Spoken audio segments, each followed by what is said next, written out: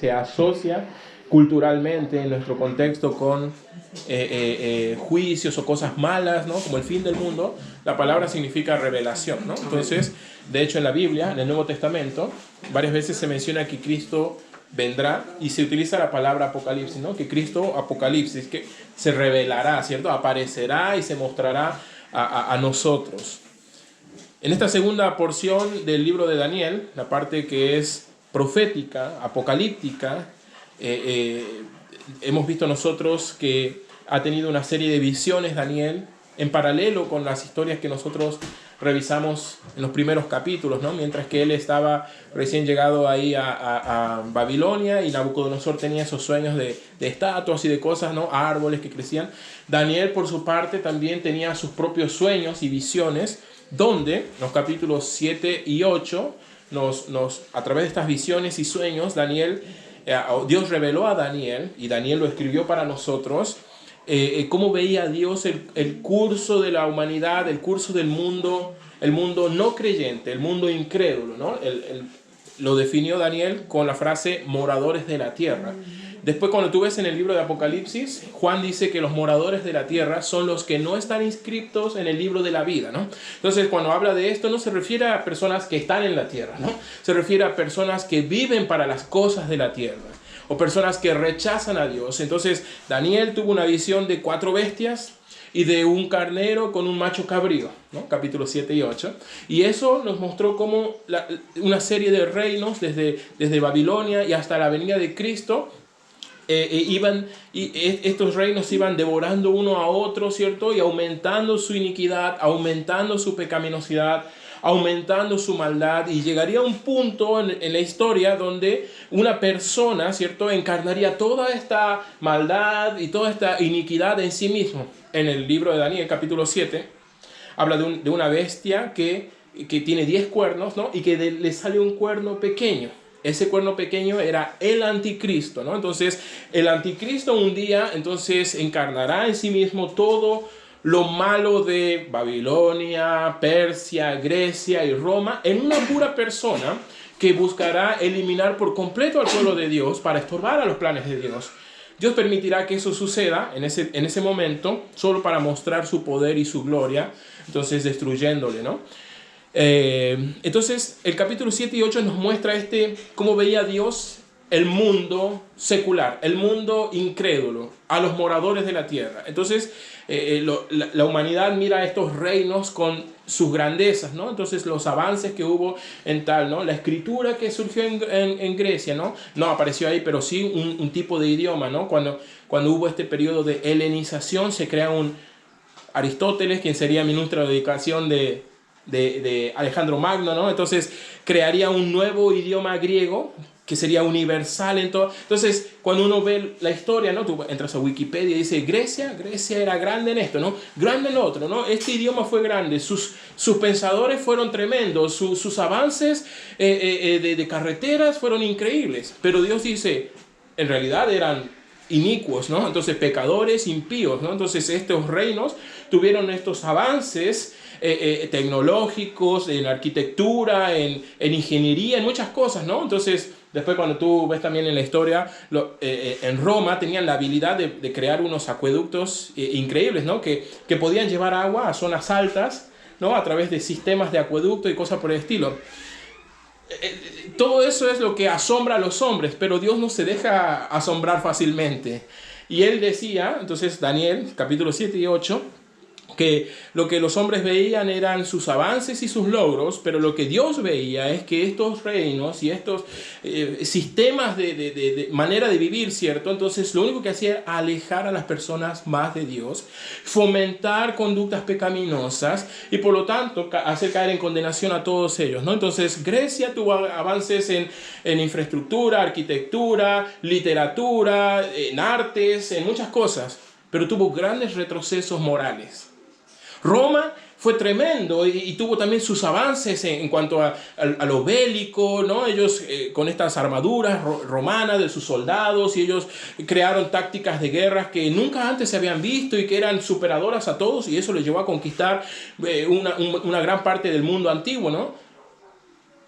Pero tuvieron grandes retrocesos morales.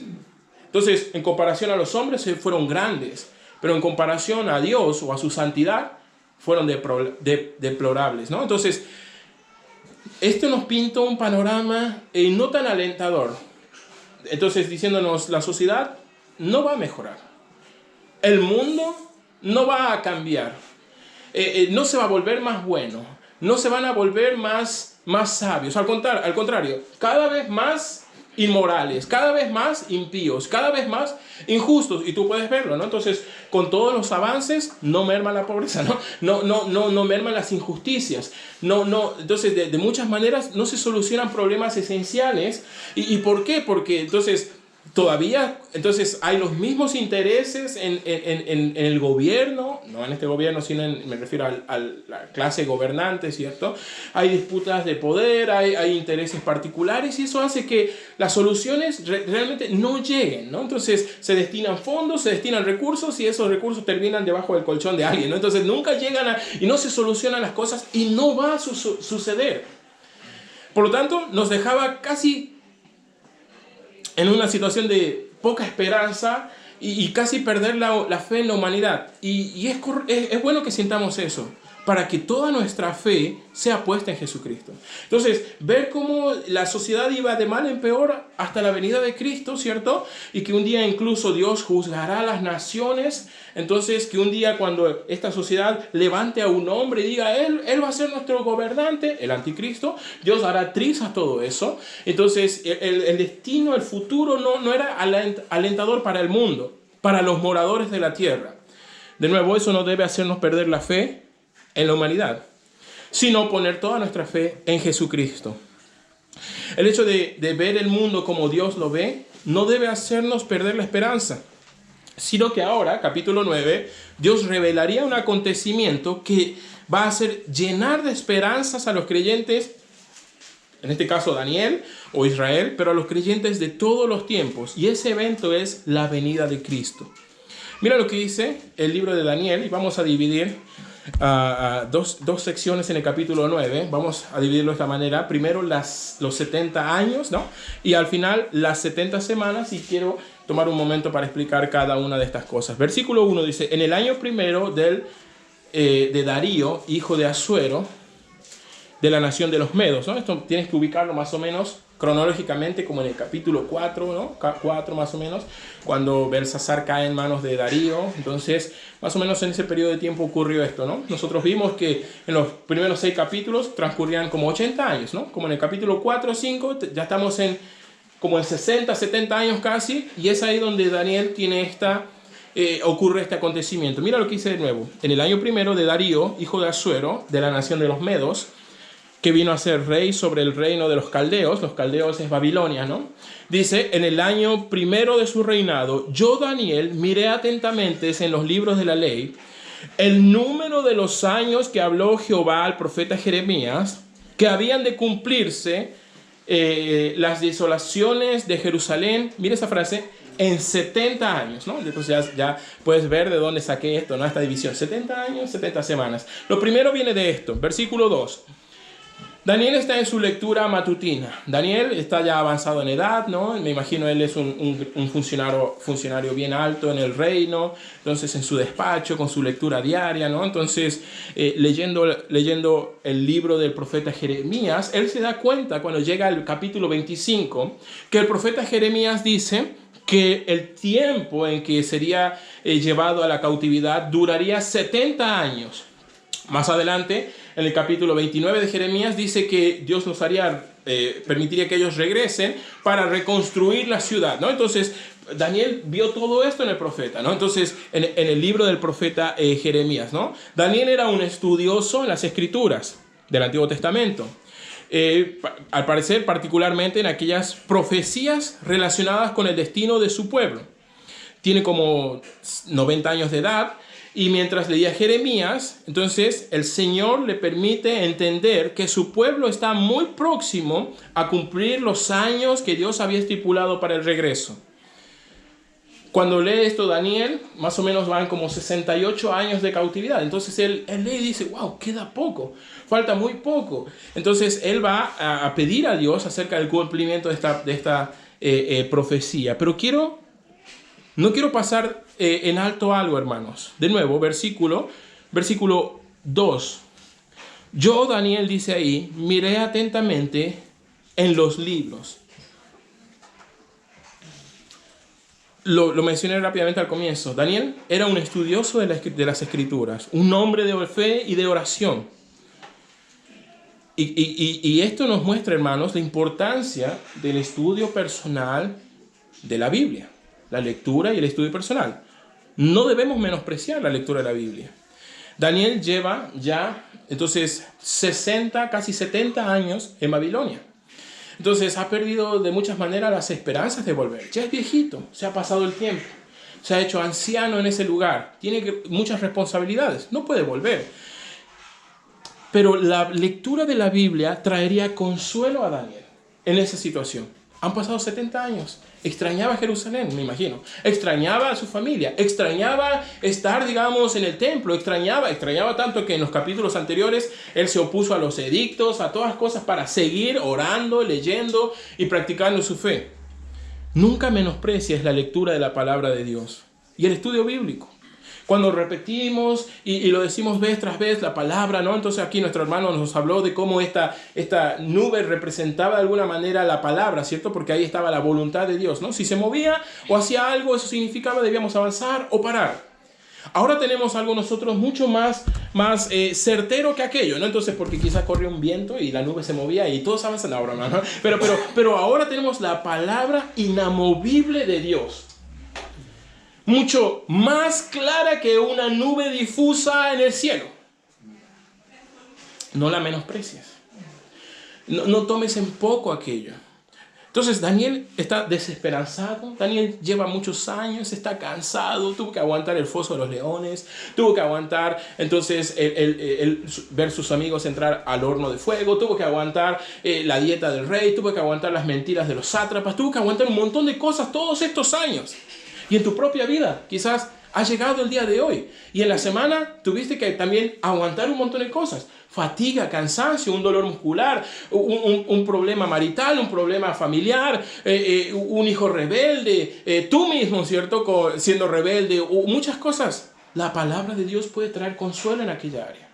No la menosprecies. Entonces, grandes hombres de Dios, hermanos, nunca fueron a un seminario. Si yo te digo Charles Spurgeon, entonces la mayoría le conoce, sabe alguna frase o ha escuchado de él. Nunca fue a un seminario. Y fue un gran hombre de Dios. Después, él fundaría muchos seminarios, orfanatos, bibliotecas y haría que muchas personas aprendan de Dios con sus escritos y sus prédicas. Pero él personalmente nunca fue. Pablo nunca fue a un seminario. Daniel nunca fue a un seminario. De hecho, ni siquiera tenía un templo o un rabino cerca. Toda su sabiduría, toda su integridad venía de su lectura personal diaria en la palabra de Dios. Quiero animarte, hermanos. Entonces, no tomemos en poco la lectura. No, digamos, nos justifiquemos el no tengo tiempo, ¿no, hermanos? Entonces, todos tenemos el mismo tiempo y algunos leen y otros no. Entonces, ¿qué pasó en el medio? ¿No? Entonces, quizás no es un asunto de tener o no tener tiempo, sino saberlo administrar correctamente. Nada más que eso. La palabra de Dios puede traer paz, consuelo, seguridad, esperanza, de muchas maneras. Entonces, consolarte Dios por medio de su palabra. Daniel, entonces, en este punto lleva casi 70 años en Babilonia. Entonces está cansado, fatigado, anciano, tuvo que aguantar muchas cosas. Pero, versículo 2, mirando atentamente los números, él encuentra que Dios tiene una promesa para esa aflicción que tiene. Su aflicción es la antigua Jerusalén en sus tiempos de glorias, el templo funcionando, los sacerdotes haciendo sacrificios. Eso es su deseo. Y su aflicción es que eso ya no existe. La ciudad está tomada, destruida, no hay templo, no hay sacerdotes, no hay nada. Versículo 2. Mirar atentamente los libros le hizo traer seguridad, esperanza, consuelo a Daniel. Y dice, versículo 3, y volví mi rostro a Dios el Señor, buscándole en oración y ruego, en ayuno, cilicio y ceniza. Y oré a Jehová mi Dios e hice confesión diciendo: ahora, Señor Dios grande, digno de ser temido, que guardas el pacto y la misericordia con los que te temen y guardan tus mandamientos. Versículo 5, mira esa frase. Hemos pecado, hemos cometido iniquidad, hemos hecho impíamente, hemos sido rebeldes, nos hemos apartado de tus mandamientos y de tus ordenanzas. 6, no hemos obedecido a tus siervos los profetas. Versículo 10, no obedecimos la voz de Jehová para andar en sus leyes. 11, todo Israel traspasó tu ley para no obedecer tu voz. Bien, entonces es interesante esto, ¿no? Entonces a Daniel le dio estas visiones, estos sueños para entender estas cosas, pero y eso turbó de muchas maneras su espíritu cuando él ve las 4 bestias y cuando él tiene la visión también del macho cabrío, del carnero de 2 cuernos. Él dice, mi espíritu se turbó, ¿no? Esto fue como alarmante, fue espantoso, pero Dios le habló de otra manera mucho más clara a través de su palabra. Y hoy su Espíritu nos enseña de igual manera a nosotros a través de su palabra. Por eso debemos cuidarnos nosotros de las nuevas revelaciones, ¿no? Algunas personas dicen traer nuevos sueños, nuevas visiones. No es la manera en que Dios obra en nuestros tiempos, hermanos. Es su palabra en la que debemos nosotros confiar, estudiar, meditar. Y es su palabra la que debe ser una base de autoridad en la vida de los creyentes. Daniel se da cuenta que los años de cautividad serían 70 y estaban a punto de cumplir. Babilonia había invadido Palestina. Empezó el asedio en el 606 a.C. y entonces está muy cerca esto de cumplirse los 70 años de que habló Jeremías. Entonces Daniel empezó su día con tristeza, recordando Jerusalén, añorando el templo, añorando, digamos, los sacrificios, añorando la ciudad en su esplendor. Pero poquito tiempo después de su lectura bíblica, eso debe haber cambiado completo el día de Daniel. Entonces, aquel día que comenzó, pensando cuándo mi ciudad será restaurada, la palabra de Dios trajo seguridad y consuelo a su vida. Y aquel día que comenzó con tristeza y desesperanza de cuándo sería reconstruida Jerusalén, ahora entonces se ha vuelto un día de felicidad, de gozo. En cierta forma, y vamos a ver que después él toma una actitud de examinación ante esto, pero esto nos muestra, hermano, cuánto puede cambiar nuestro ánimo por la palabra de Dios.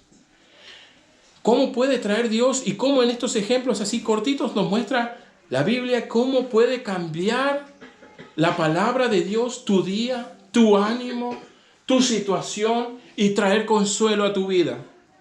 Daniel oraría de esta manera, versículo 4. Oré, dice ahí, a Jehová mi Dios e hice confesión. Digamos, aquí Daniel oraría, en base a aquella lectura y promesa que veía en el profeta de que se cumplirían los años en 70, la cautividad en 70 años. La palabra y la oración van juntas. Daniel no salió a jactarse de su visión, no salió a jactarse de su perspectiva de la palabra, ni siquiera predicó un sermón, cayó de rodillas para orar.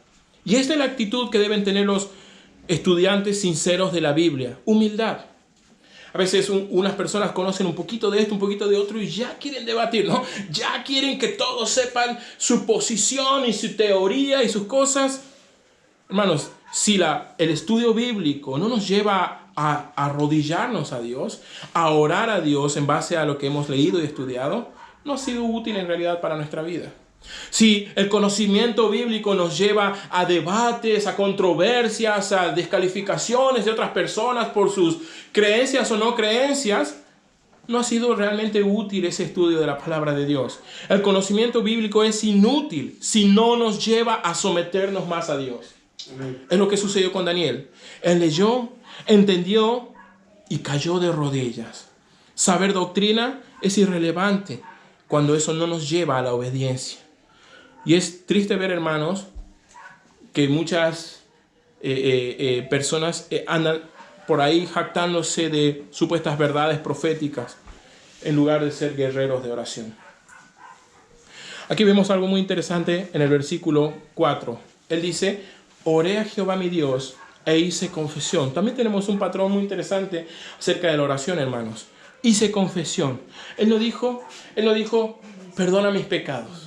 Él no dijo, te he fallado, ambiguamente, como muy por encima. Versículo 5, hemos pecado, hemos cometido iniquidad, hecho impíamente, sido rebeldes, apartados de tus mandamientos y de ordenanzas. Es así como debemos orar. Es así como la palabra, cuando la conocemos y obra correctamente en nosotros, nos lleva de vuelta a nosotros a hablarle a Dios. Una buena oración tiene una buena confesión, precisa, específica. He fallado, Dios. Y ciertamente lo hemos hecho todos, hermanos. He fallado, pero no ambiguamente he pecado. Cada uno sabe en qué área. Cada uno conoce de qué manera. Daniel no dice, hemos pecado y ya. Y mucho menos dice, Israel ha pecado, ¿cierto? De hecho, vemos en la Biblia, hermanos, que tanto de José como de Cristo y de Daniel no se mencionan pecados que hayan cometido. Entonces, de hecho, si has estado varias semanas con nosotros, hemos visto cómo Daniel en cada vez resulta ser un hombre íntegro. No peca. O por lo menos no tenemos registro de él. No significa que no pecó, hermanos, por las dudas, ¿no? No significa, porque si no, no sería Daniel, no sería Dios, ¿no? Entonces no significa que no pecó. Solo la Biblia no nos muestra pecados en particulares de Daniel, sino que estos ejemplos de integridad de él.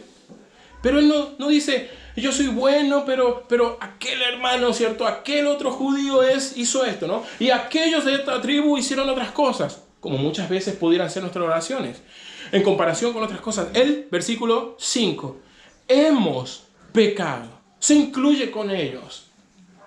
Hemos sido rebeldes, nos hemos apartado. 6, no hemos desobedecido a tus profetas. 10, no hemos obedecido la voz de Jehová, nuestro Dios, para andar en sus leyes que Él puso delante de nosotros. Daniel entonces se identifica con su pueblo. No tiene ninguna jactancia moral. No se siente que está por encima de nadie. Él es un gran profeta de Dios y ciertamente un hombre de integridad, pero sigue siendo un hombre. Y él se identifica con sus hermanos en la fe. Y el conocer el tiempo en que duraría la cautividad y la esperanza que traía entonces la posible y potencial regreso a Jerusalén y reconstruirla, le hace caer de rodillas y clamar un arrepentimiento, un avivamiento en Israel para reconocer su pecado y volverse al Señor. La palabra bien estudiada, con la actitud correcta, nos hace ver la verdad de las cosas. Y la verdad es que el pueblo de Dios muchas veces no representa correctamente en este mundo al Dios al que sirve. En los capítulos 7 y 8 nos mostraba el curso del mundo no creyente, ¿cierto? Y ellos cometían pecados, eran malos, sedientos de poder. Entonces ellos amaban todas las cosas que no glorificaban a Dios. Ellos alababan a hombres y cosas por el estilo. Pero estos versículos nos muestran que lamentablemente el pueblo de Dios no era tan diferente. Y qué triste, hermano, que el pueblo de Dios, quienes debían ser los representantes dignos del Señor en este mundo, no se comporten a la altura de su llamado. En el libro de Efesios, Pablo dice, andad dignos de su llamado. Andad como dignos de aquel que les salvó. Y de muchas maneras se nos hace llamados de atención a comportarnos correctamente siendo el pueblo de Dios. Pablo dice en 2 Corintios 5, somos los embajadores de Cristo en este mundo. Representantes de Dios en la tierra. No como el Papa, hermano, no, pero sí de alguna manera las personas no van a ver a Cristo, te van a ver a ti. Van a ver a Juan Pedro, a Raúl, a Pablo, ¿cierto? A cada uno de nosotros nos van a ver. Y nuestra conducta, nuestra manera de representar a Cristo en este mundo va a ser de atención y va a llevar a las personas a la fe o al contrario. El pueblo de Dios no estaba a la altura en este momento. Y Daniel ora para que ellos se arrepientan, reconozcan que han pecado y haya un avivamiento para que ellos puedan regresar a Jerusalén y reconstruir la ciudad. Un Dios santo no puede obrar a través de un pueblo pecador, un pueblo no arrepentido. Pecador lo seremos siempre.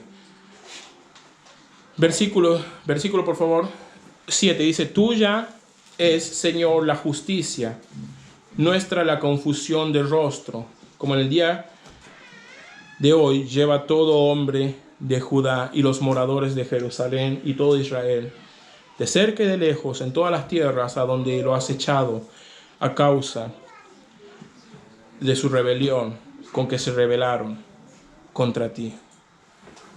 Nosotros vimos aquí recientemente, lo citó nuestro hermano, ¿cierto? Ellos estaban en el desierto y decían, queremos carne, ¿no? Entonces, queremos Egipto, extrañamos los banquetes, extrañamos, literalmente está Dios con ellos ahí, sobre el tabernáculo, sobre ellos, ¿no? No les hace calor porque la nube le hace sombra ahí en el desierto, pero ellos querían Egipto, pero ellos querían la carne y las cosas de la carne. Por eso dice versículo 7, al final dice, rebelión con que se rebelaron contra ti.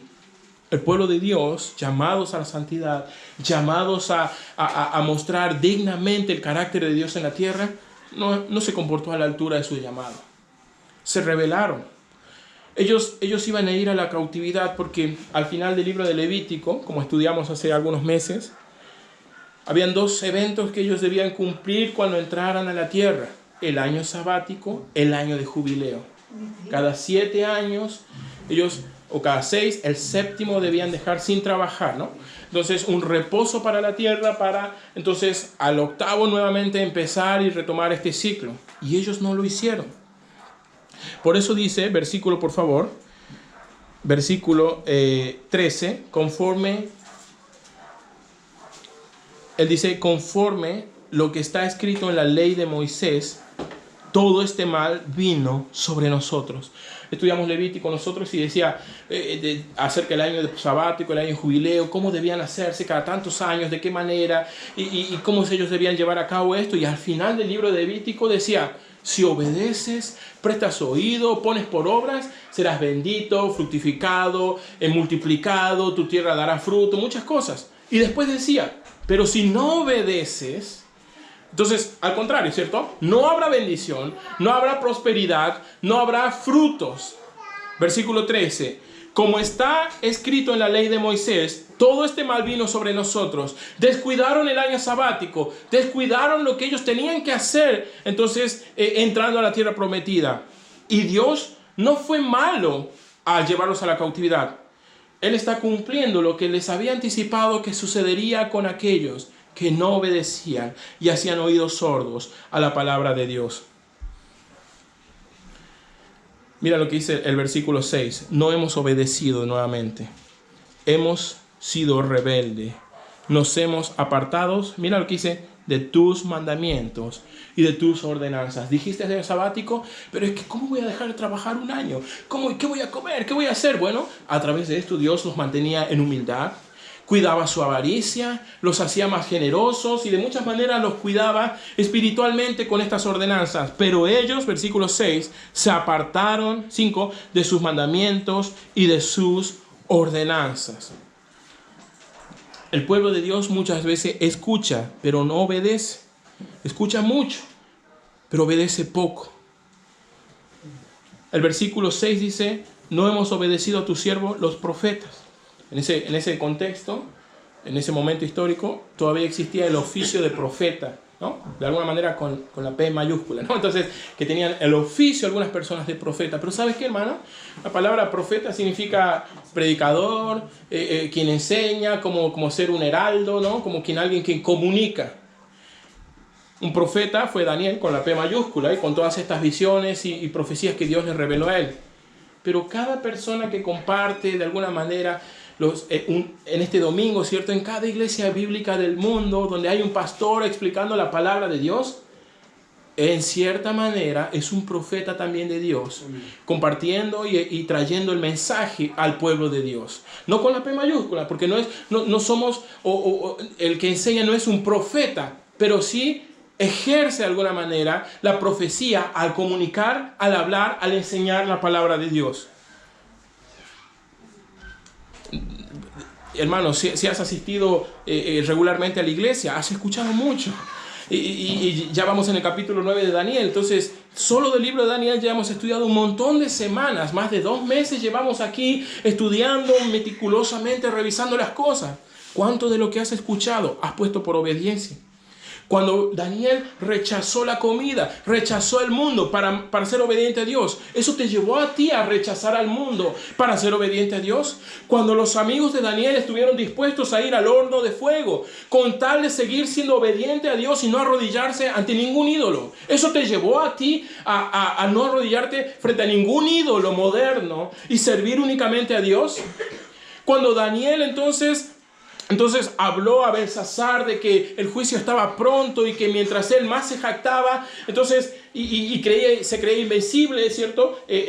Persia estaba a la puerta y llevaría cautivo y esa misma noche moriría. El juicio está a la puerta. Eso te llevó a ti a tener una expectativa de que Cristo viene pronto, el juicio viene pronto, los incrédulos pronto serán juzgados, necesito prontamente estar a cuentas con Dios. ¿Te llevó de alguna manera aquello? Si no es así, hermanos, estamos en la misma situación que el pueblo de Israel. Escuchamos a los profetas, se derraman en los púlpitos su corazón, su alma, predicando la palabra de Dios, para que después nosotros, saliendo de la iglesia, la olvidemos y no la pongamos por práctica. Cito un pasaje interesante de nuestro hermano. Horrendas cosas es caer en manos de un Dios poderoso. Hermanos, entonces cuando nosotros tomamos esta actitud, versículo 6, no obedecemos a tus siervos los profetas, no puedes esperar que vayan bien las cosas en tu vida, espiritualmente al menos. El no escuchar, el ser tardos para oír, el escuchar mucho pero obedecer poco, o por un poco de tiempo nada más, no va a ser bueno para nosotros. Tal vez en el corto plazo no pasa nada. Y parece como si Dios hubiera dejado pasar todo. Pero tarde o temprano, el hacer oídos sordos a la palabra de Dios traerá consecuencias negativas para quien practique esto. Así es. No obedecieron a tus siervos los profetas, versículo 6. Y ellos durante un tiempo estuvieron en Canaán. Y conquistaron a los filisteos, y conquistaron a los cananeos, y conquistaron varias cosas. Pero después cayeron a la cautividad porque de lo que el hombre ciegue, a su debido tiempo, segará también. Si ciega para la carne, segará cosas de la carne. Si siembra para el espíritu, segará cosas espirituales. Cuando nosotros no obedecemos a los heraldos de la palabra de Dios en nuestro contexto, y escuchamos, pero eso no nos lleva a tomar decisiones, no nos lleva a cambiar nuestro comportamiento, no nos lleva a la humildad, estamos en una situación parecida. Y no debemos esperar que Dios bendiga a aquel que está en desobediencia a su palabra. Ellos olvidaron entonces, versículos 10 y 11, no obedecimos la voz de Jehová nuestro Dios para andar en sus leyes. ¿Cuál ley? La del año sabático. Todo Israel traspasó tu ley, nuevamente la del año sabático. Y es curioso esto, hermanos. Aquí vemos un factor interesante de este punto y de la desobediencia. Ellos no estaban dispuestos a cada 7 años dejar de trabajar la tierra y confiar en la provisión de Dios. Y Dios, por ende, les llevaría no 7, 70 años a Babilonia. Mira lo que dice Segunda de Crónicas, capítulo 36, versículo 21. Segunda de Crónicas, capítulo 36, versículo 21. Vamos a ver lo que dice ahí la Biblia. Segunda de Crónicas, capítulo 36, versículo 21 dice: para que se cumpliese la palabra de Jehová. Esto es anticipando de la cautividad, ¿no? Ellos serían llevados a Babilonia para que se cumpliese la palabra de Jehová por boca de Jeremías, hasta que hubo la tierra gozado de reposo. Ellos no le dieron el reposo a la tierra, Dios se lo daría por las malas, ¿no? Ellos no podían dejar cada 7 años, digamos, de trabajar la tierra. Dios nos llevaría 70 años.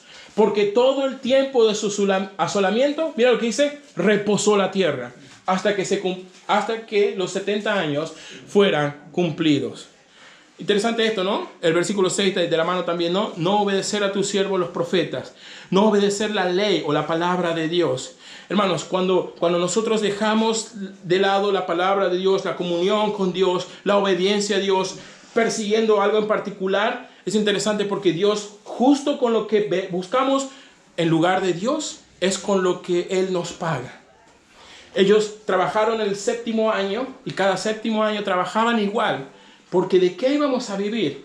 Bueno, Dios le pagó con 70 años. En el libro de Ageo, cuando ellos volvieron a Jerusalén, repitieron este patrón. No cambiaron mucho. Y ellos trabajaban mucho y no prosperaban. Y la Biblia dice que ellos trabajaban como en saco roto, ¿no? Entonces, como si el bolsillo estuviera roto, ¿no? Entraba la plata y rápidamente no avanzaban. Y la Biblia dice que era justamente también por su desobediencia. Dios había cerrado los cielos. Y ellos buscaban eliminar su pobreza, trabajando y trabajando y trabajando y dejando de lado la reconstrucción del templo. Y Dios les pagó con la pobreza que ellos buscaban eliminar. Hermanos, busca a Dios primeramente. Busca justicia, sé obediente, obedece a la primera, no hagas oídos sordos. Porque aquello que dejamos y buscamos en lugar de la obediencia y la palabra de Dios, es justamente con lo que Dios nos pagará y permitirá que nosotros suframos en nuestra carne. Ellos dejaron el año sabático. Yo no puedo dejar el 7º año del 7º año. Bueno, 70 años los dejarás. Y es así como los llevó a la cautividad. El libro de Levítico al final establecía claramente que la desobediencia traería maldición a aquellos que transgredían la ley. Y ellos, versículo 11, todo Israel traspasó la ley del Señor para no obedecer su voz. Versículo 14, por tanto Jehová veló sobre el mal y lo trajo sobre nosotros. Porque, ¿qué dice? Justo es Jehová. Justo es Jehová. Esto que está ocurriendo no es malo, ¿no? Entonces el incrédulo dice, no, qué malo es Dios, ¿no? Si Dios existe, ¿por qué no elimina la pobreza del mundo, ¿no? Si Dios existe, ¿por qué hay todavía niños que sufren? Eso no lo hace Dios, eso lo hace el hombre. Entonces es el hombre, ¿cierto? El que ha incrementado estas situaciones, desigualdades, males en el mundo, no Dios. Y que eso suceda es la evidencia de la naturaleza pecaminosa del hombre, en contraste con la justicia santa de Dios. Versículo 14. Veló sobre el mal y lo trajo sobre nosotros, porque justo es Jehová nuestro Dios en todas sus obras que ha hecho, porque no obedecimos su voz. Ojalá pudiéramos tener una actitud parecida a la de Daniel. Hemos pecado. No hemos pecado así como ambiguamente. Hemos pecado. 2 puntos. Hablar de cada pecado en particular, sin esconderlo, sin minimizarlo, sin justificarlo, sin querer excusarlo de alguna manera. Si ha sido una desobediencia a la palabra de Dios, es pecado. Hay que confesarlo de esa manera. Amén. Y reconocer y aceptar también que estas condiciones, estas decisiones, el no obedecer a la primera, el no ser humildes, el ser rebeldes a la palabra de Dios, 14, traerá mal sobre nosotros.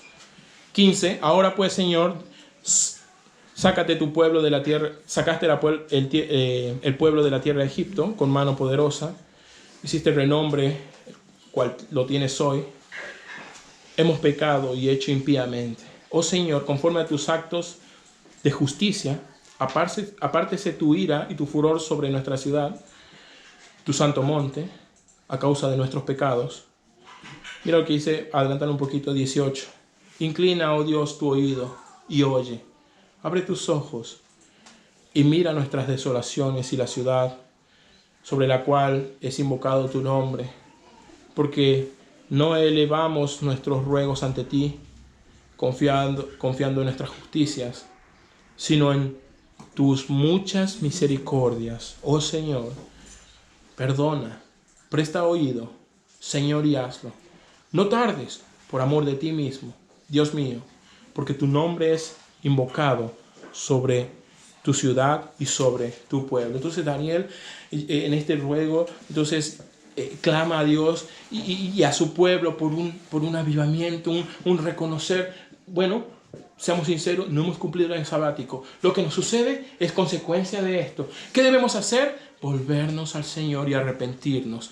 Y aunque Al comienzo de esta sección profética, los capítulos 7 y 8, nos mostraba de alguna manera, digamos, el panorama de aquí adelante, cómo se veía el mundo incrédulo.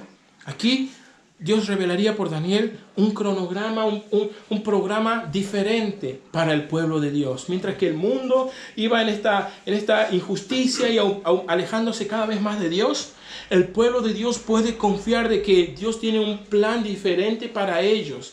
Mira lo que dice el versículo 20. Y pasamos de los 70 años de la cautividad a las 70 semanas de profecía sobre Israel, diciendo, aún estaba hablando y orando y confesando mi pecado y el pecado de mi pueblo Israel, y derramaba mi ruego delante de Jehová mi Dios por el monte santo de mi Dios. Y aún estaba hablando en oración cuando el varón Gabriel, que apareció también en el capítulo 8 por primera vez y ahora la segunda, a quien había visto en la visión al principio, ¿no? Capítulo 8, vino volando con presteza, vino a mí como a la hora del sacrificio de la tarde, como pasado el mediodía, ¿no? Como 3 de la tarde, y me hizo entender y habló conmigo diciendo, Daniel, ahora he salido para darte sabiduría y entendimiento.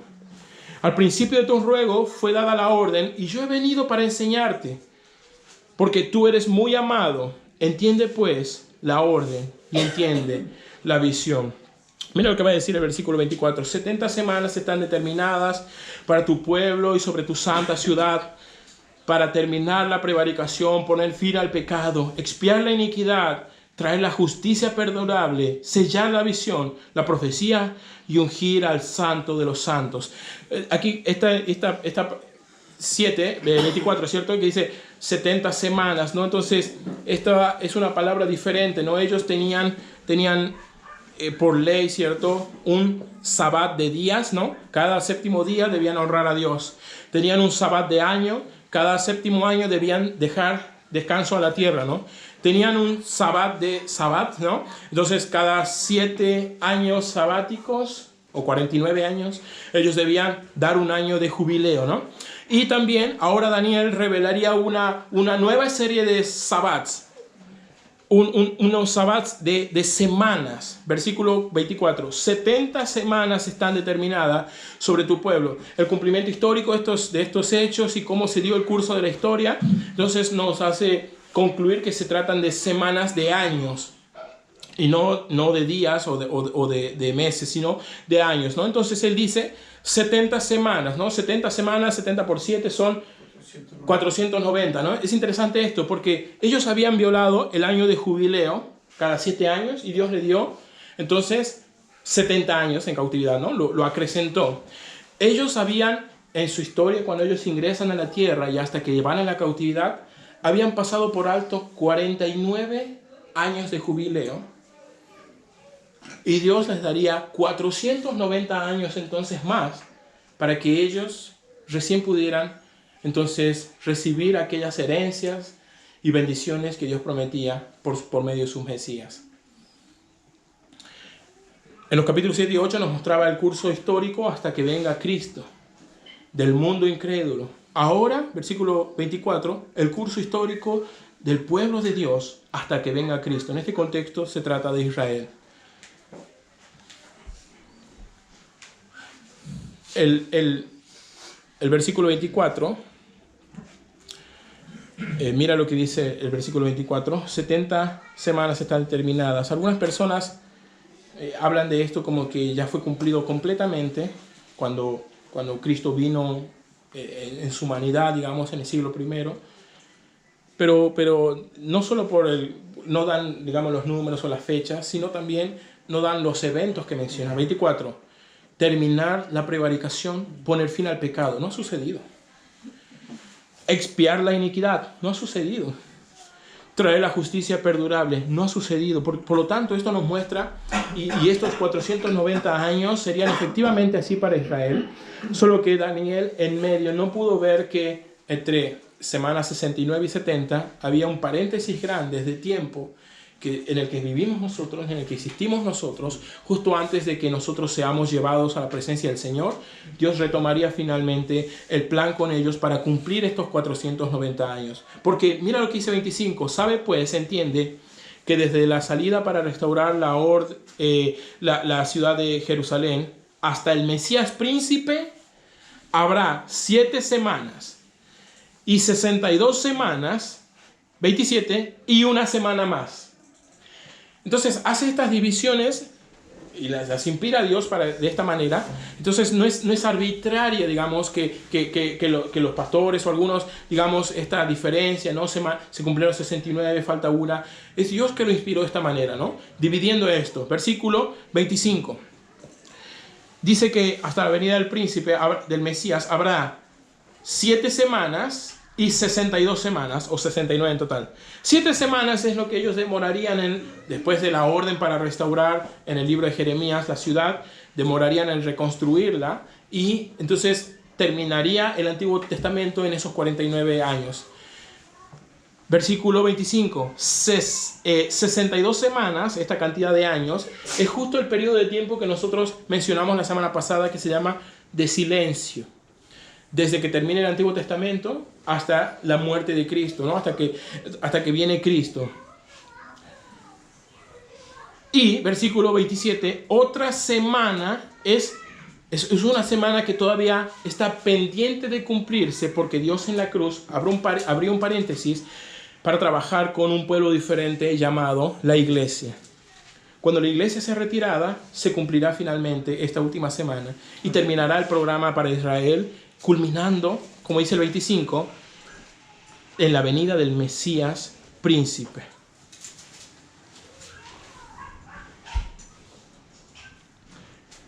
Israel se había olvidado del año sabático, 7 años, y Dios lo llevó 70 años por ende. Israel había olvidado el año de jubileo 49 veces, y Dios les daría 490 años de espera añadida todavía, hasta que esto termine en la venida de Cristo.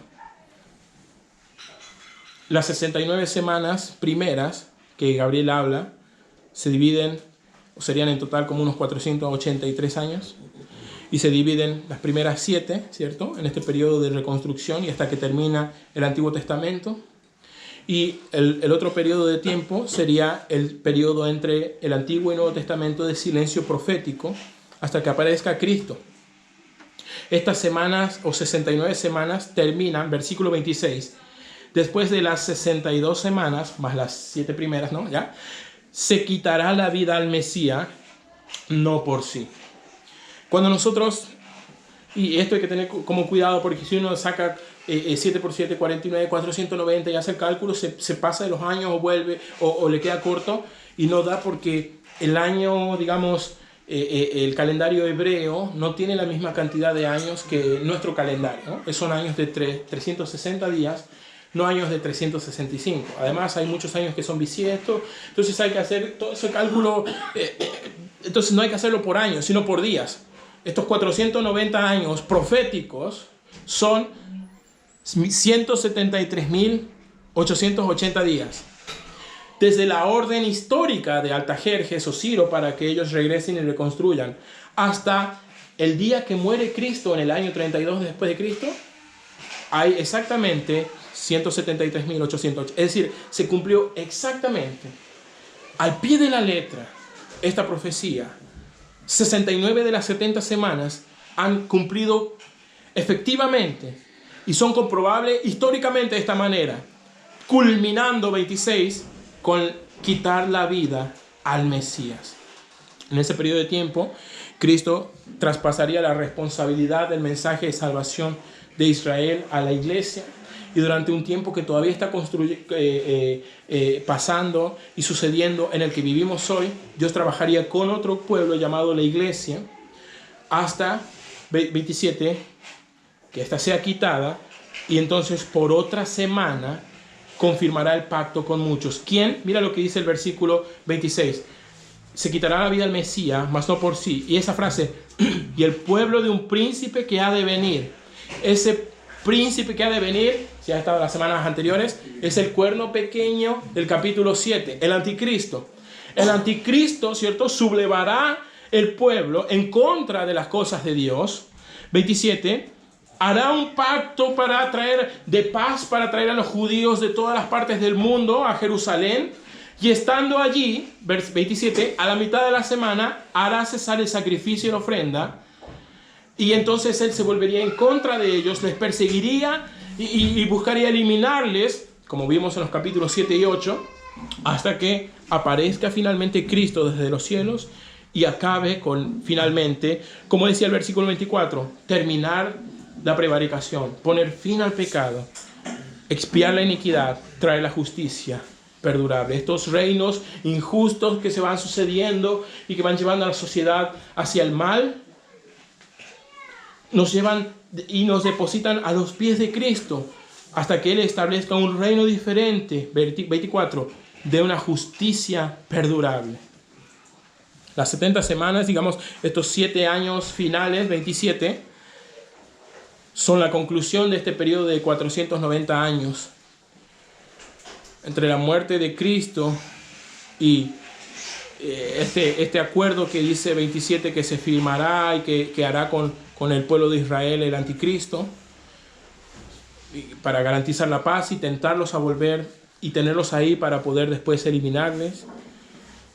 Es un gran paréntesis que se conoce como la iglesia, un programa diferente que Dios tendría con un pueblo diferente.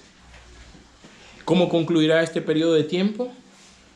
Jesucristo volverá a la tierra, enfrentará a los ejércitos rebeldes y los derrotará. Mira Apocalipsis 19, versículo. Mira Apocalipsis 19, por favor. Versículo 11 dice: entonces vi el cielo abierto y aquí un caballo blanco. El que lo montaba se llamaba Fiel y Verdadero, con justicia juzga y pelea. 13. Estaba vestido de ropa teñida en sangre. Su nombre es el Verbo de Dios. 15. De su boca sale una espada aguda para herir con ella a las naciones.